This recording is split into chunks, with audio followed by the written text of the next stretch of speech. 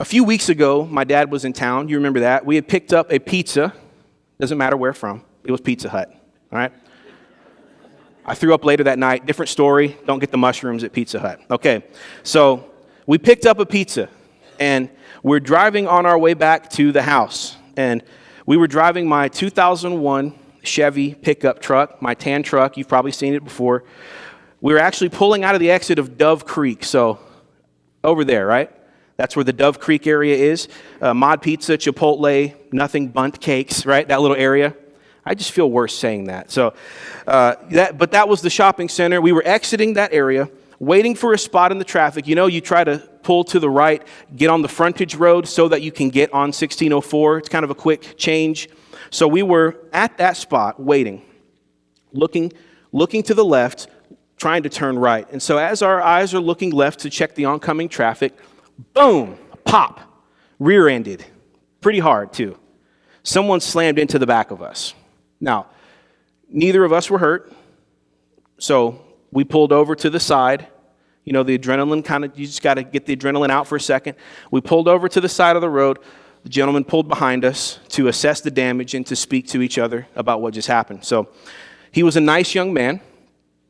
He was very rattled. His hands were shaking and voice was quivering, talking to us. And immediately he was saying, "It's my fault. It's my fault." And he's apologizing. It was his fault, for the record, in case the insurance is listening. But it was. Everyone seemed okay. There was no big problems. And so we go to check out our truck. That's my next move. Okay, well, you're good. Physically, I'm good. All right, let's look at my truck. All right, I got to go check this out. That's my granddad's truck, right? I'm trying to keep that thing as long as I can. Sentimental, nostalgic. Okay, so I'm trying to hang on to this truck. So I go look at the bumper, the tailgate, all over the back, something, trying to find any dents, scratches, dings. Nothing there. I can't see anything. And trust me, you know when you get hit by a car, you're trying to find anything. And I did not see, truly, there was nothing. And so I look at the other driver's car. It was a nice, newer, red Toyota Camry, and had a very, you could tell he had a sport grill. He had put an additional aftermarket grill on the front to make it look more sporty. And that grill had a hole punched in it about the size of a cantaloupe.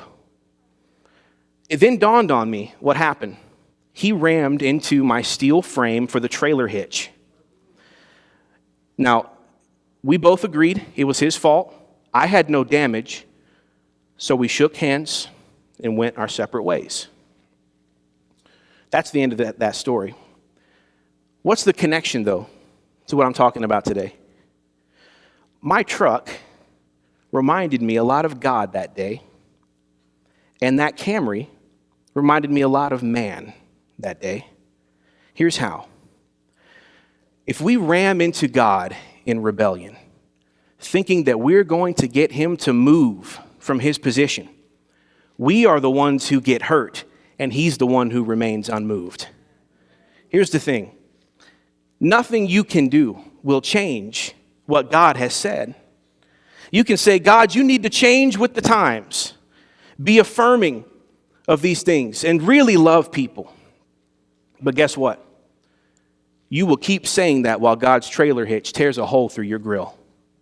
Church, we have a holy responsibility to tell people that are hurtling toward danger that they are on a path that leads to misery and death. This culture has proven, and we've got a good sample size, this culture has proven the only thing it knows how to master is anxiety, depression, confusion, and sorrow. That's what they're really good at. So if you want more, they got you covered. The irrationality of sin is that you think you're this cool, hot rebel because you're not listening to God. But what you don't understand is that you are going to hurt yourself more by rebelling against God than if you just submitted to his will the first time. His desire for you is not death, but life,